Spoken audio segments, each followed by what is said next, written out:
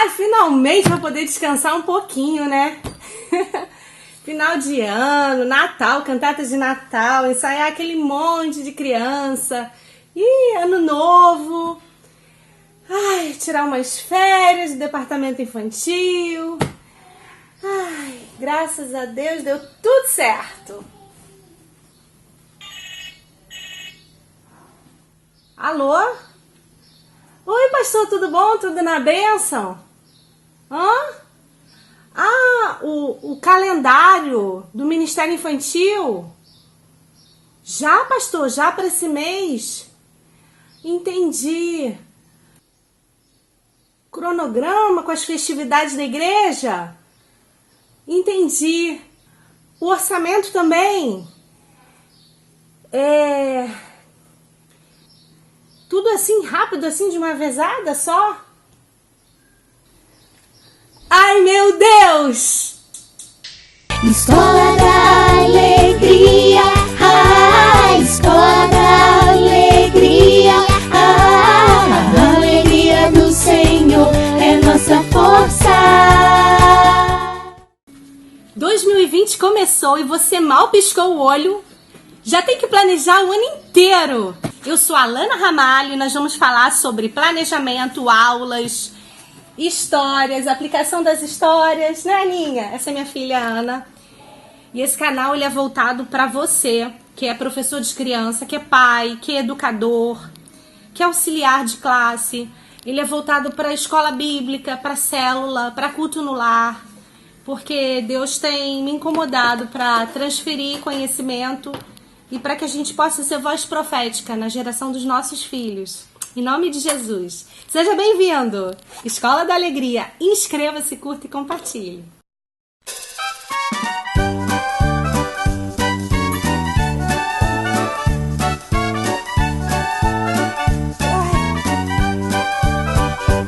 A paz do Senhor, tudo bem com vocês, irmãos? Eu tô ótima, eu tô super ocupada. Como é que vocês estão? Ai, Jesus, na minha vida! Vocês também estão super ocupados? As dicas que eu tenho para dar para vocês hoje são super importantes e super legais. Às vezes, estar super ocupado não significa que você está sendo produtivo. E o próprio Senhor Jesus não quer que você fique perdendo tempo com coisas que não vão edificar. Lembra aquele texto? O coração do sábio conhece o tempo e o modo?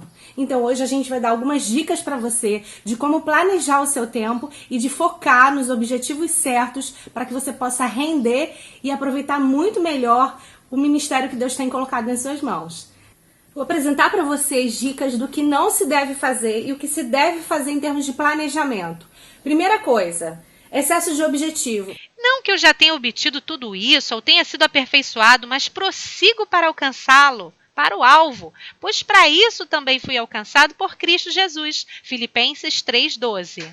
Eu tenho aquele alvo, esse alvo aqui, aquele alvo lá e aquele alvo lá. E eu quero acertar todos os objetivos ao mesmo tempo, então vou pegar vários dardos e...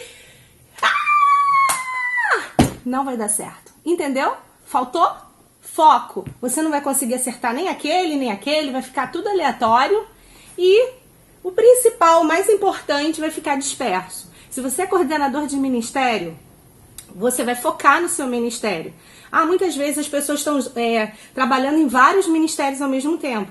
Isso é normal, isso acontece, mas se você está coordenando, é importante que você tenha foco no seu ministério.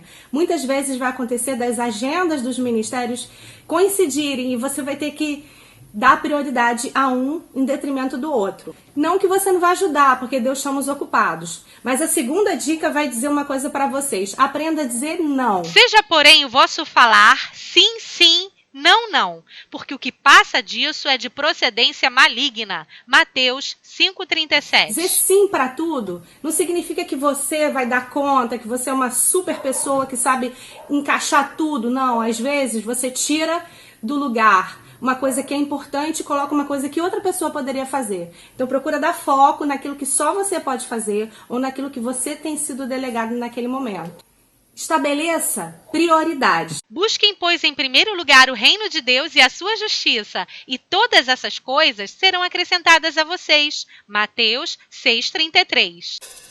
A paz do Senhor, está chegando aqui a Lana, da Escola da Alegria. Olá, queridos, esse aqui é meu filho Pedrinho, ele tá aqui para participar com a gente de um experimento, tá? Esse experimento é sobre prioridades. Vocês estão vendo que esse copo tá cheio de biscoito? Esse biscoito é grandão, então ele representa as coisas mais importantes da nossa vida.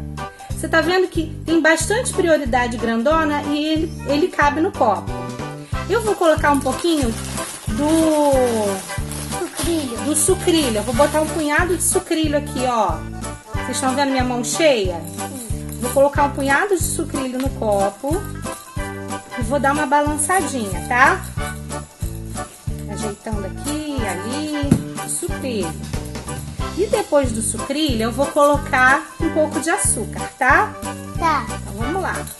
Deixa a mamãe dar uma mexida aqui nos biscoitos, pra ir encaixando. Beleza. Agora eu vou colocar um pouco do açúcar, tá vendo?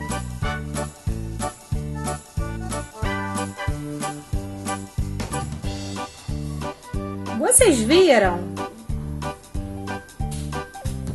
Ó, esse copo tava cheio de açúcar.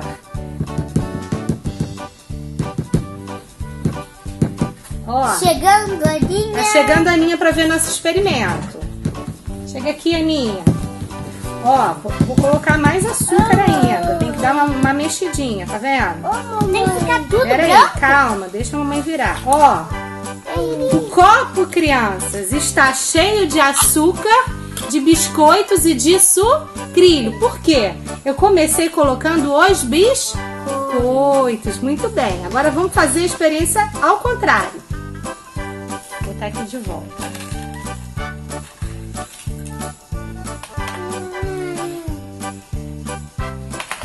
E se eu tivesse começado a minha experiência colocando primeiro o açúcar, ao invés de ter começado pelas pedras grandes? E se eu tivesse colocado o açúcar primeiro? Vamos colocar o açúcar dentro do copo? Vou colocar aqui, tá? A mesma quantidade de açúcar, tá vendo? E agora eu vou colocar o sucrilho.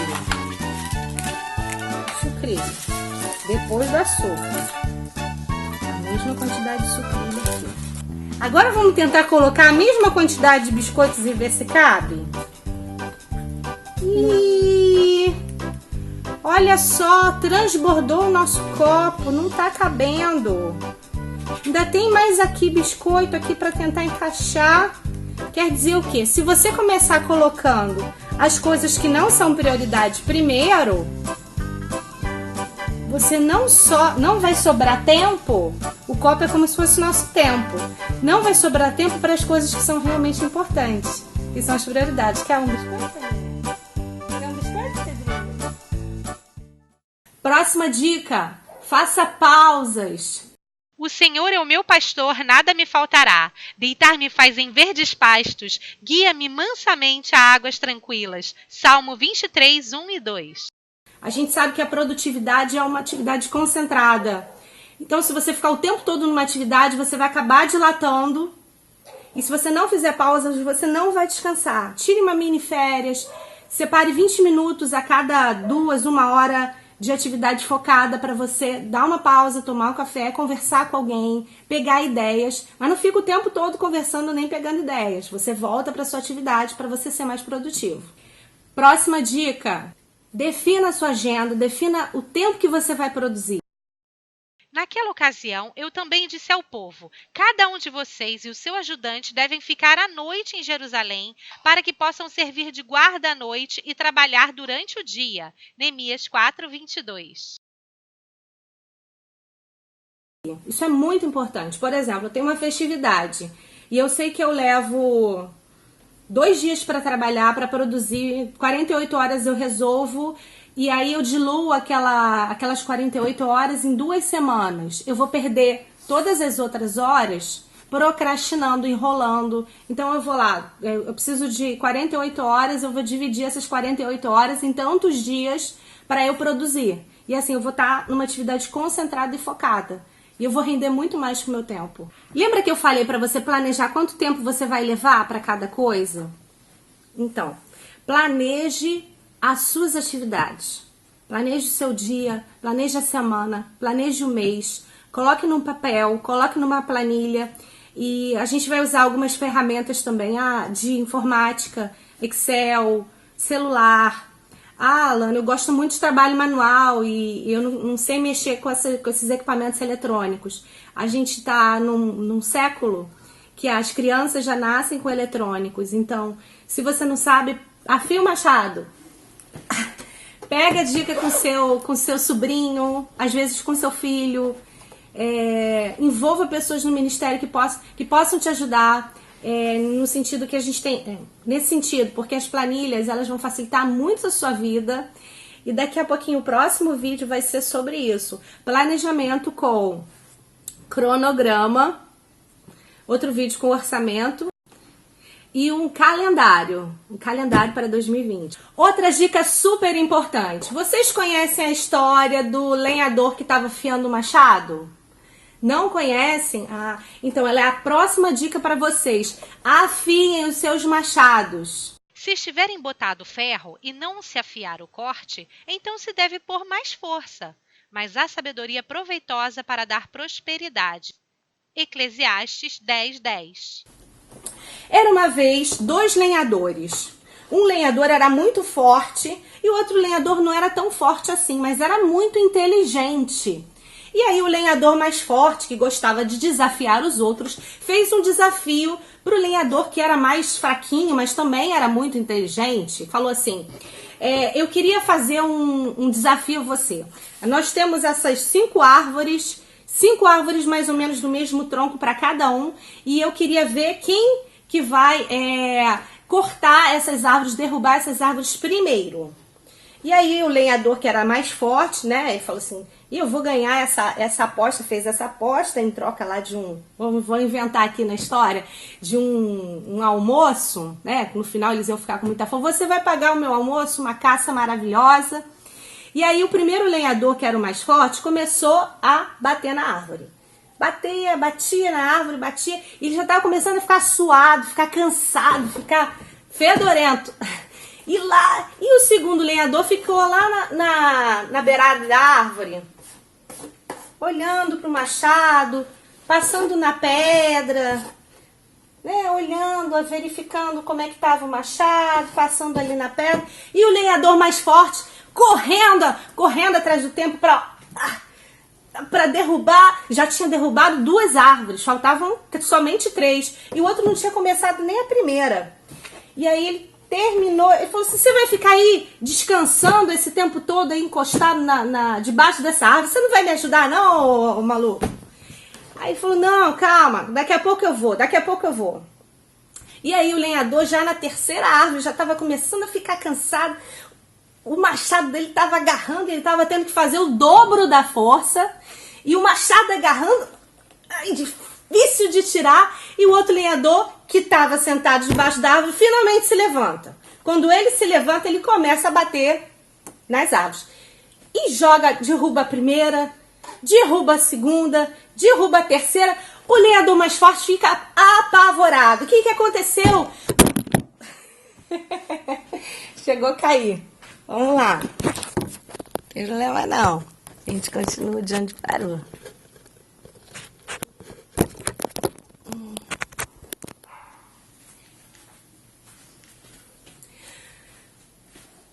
O lenhador mais forte fica apavorado. O que aconteceu? Que você já tá passando na minha frente, peraí. E aí ele fazendo mais força, se cansando mais, já estava exausto. E o lenhador mais esperto já estava derrubando a 4ª árvore. O que aconteceu, gente? Conclusão disso tudo.